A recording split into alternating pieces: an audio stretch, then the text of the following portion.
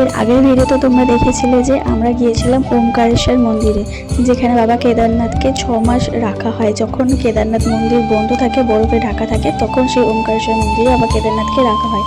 তো ওইখান থেকে আমরা এবারে এসেছি টুংনাথ। টুংনাথ হচ্ছে ওয়ার্ল্ডের সবথেকে হাইয়েস্ট শিব মন্দির, যেটা হচ্ছে সবার উঁচুতে রয়েছে এই শিব মন্দিরটা। আর এখানে বলা হয় সবথেকে বেশি তুষারপাত হয়, মানে স্নোফল হয় এই জায়গাতেই সবথেকে বেশি। আমরা যখন আসছিলাম এই মন্দিরে, তখন রাস্তা থেকে আমরা যে দৃশ্যটা উপভোগ করেছি সেটাও তোমাদের সাথে শেয়ার করব। এখানে এসে সবথেকে মন খারাপের যে বিষয়টা, সেটা হচ্ছে আমরা এখানে এসে বুঝতে পারি যে এখানকার ওয়েদার প্রচণ্ড খারাপ হয়ে গেছে। আমরা যদি টুংনাথে যদি উঠি তাহলে আমাদের মিনিমাম 5-6 ঘন্টা লাগবে, 5-6 ঘন্টা ওঠা নামা। তো আমাদের কাছে এই মুহূর্তে রেনকোট নেই কারোর কাছে। এখানে ওয়েদার এতটাই খারাপ হয়ে গেছে যে যারা উপর থেকে দর্শন করে নামছিল তারা বললো যে উপরে মারাত্মক লেভেলের বৃষ্টি হচ্ছে। আর আমরা কিন্তু সেই রকম প্রিপারেশন নিয়ে আসিনি যে উপরে উঠতে পারবো বলে। এই হচ্ছে টুংনাথ মন্দিরে ওঠার সিঁড়ি, যেটা এখান থেকে শুরু হচ্ছে। তো আমরা এই জায়গা থেকে বাবাকে মন থেকে ডেকে নিয়েছি, প্রার্থনা করে নিয়েছি যাতে নেক্সট টাইম আসলে দর্শন করতে পারি।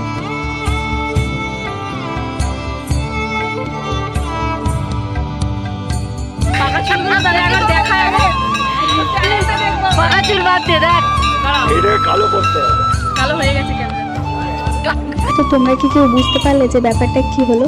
তো চলো তোমাদের এবার ব্যাপারটা বলি। ব্যাপারটা হচ্ছে আমার শ্বশুরমশাইয়ের দাড়িগুলো পেকে গেছে, যার জন্যে ক্যামেরাতে বোঝা যাচ্ছে যে শ্বশুরমশাইয়ের বয়সটা কতটা বেড়েছে। যার জন্য শ্বশুরমশাইয়ের বক্তব্য হচ্ছে এটাই এমন কোনো ফিল্টার নেই কি যাতে করে পাকা দাড়িগুলো কালো হয়ে যায়। তাই নিয়ে আমরা একটু হাসাহাসি করছিলাম যে এমন কোনো ফিল্টার নেই যে তোমার দাড়িটাকে সাদা থেকে কালো করে দিতে পারে।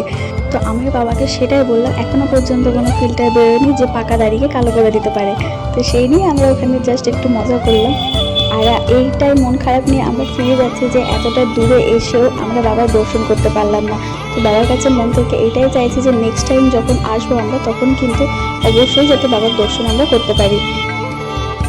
ভিডিও শুরুতেও তোমাদের বলেছিলাম যে টুংনাথ উঠতে উঠতে আমরা যে ভিউটা পেয়েছিলাম সেটা তোমাদের সাথে শেয়ার করব। তো এই হচ্ছে সেই ভিউ, তোমরা দেখো আর জাস্ট বলো যে কেমন ভিউটা। মানে আগে যেই জিনিসগুলো আমরা সিনেমাতে দেখে এসেছি সেটা এখন চোখের সামনে, মানে অবিশ্বাস্যকর লাগলেও এটাই বাস্তব। আমরা যতই চোখের সামনে থেকে দেখি না কেন, আমার মুখে সেটা প্রকাশ করতে পারছি না। মানে যতটা ক্যামেরা বন্দি করে তোমাদের দেখায় না কেন, চোখে যে দেখাটা সেটা সত্যিই মুখে বলা সম্ভব নয়, মুখে প্রকাশ করাই যাচ্ছে না, এমন একটা ব্যাপার। কি এখানে এরকম গাড়ি থামিয়ে এরকম খেতে দেখে তোমাদের একটু অবাক লাগছে তাই না? হ্যাঁ, আমাদের হঠাৎ করে প্ল্যান হলো যে আমরা এই প্রকৃতির মাঝে আমরা আমাদের লাঞ্চটা আজকে করব।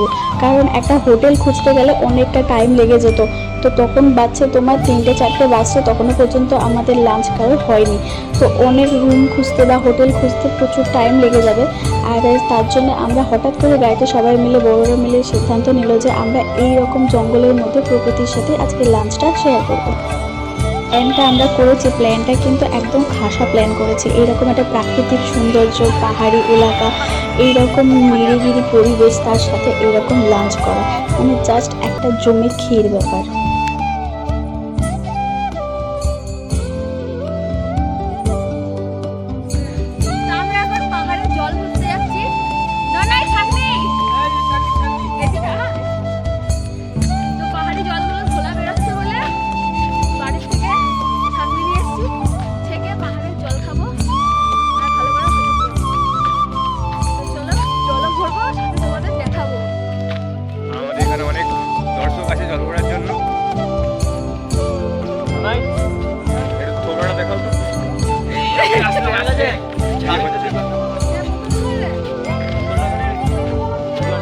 এই গোটা ট্রিপটাতে আমাদের এত রকমের এক্সপিরিয়েন্স হয়েছে, এত রকমের মেমোরিজ আমরা সাথে করে নিয়ে যাচ্ছি যে কি বলবো। আর অ্যাডভেঞ্চার তো সেটা আমরা তোমাদের সাথে শেয়ারই করছি। তোমরা তো দেখে বুঝতেই পারছো কত রকমের অ্যাডভেঞ্চার করেছি। মানে এক কথায় বলতে গেলে লটস অফ মেমোরিজ আমরা সাথে করে নিয়ে যাচ্ছি এই ট্রিপটার থেকে।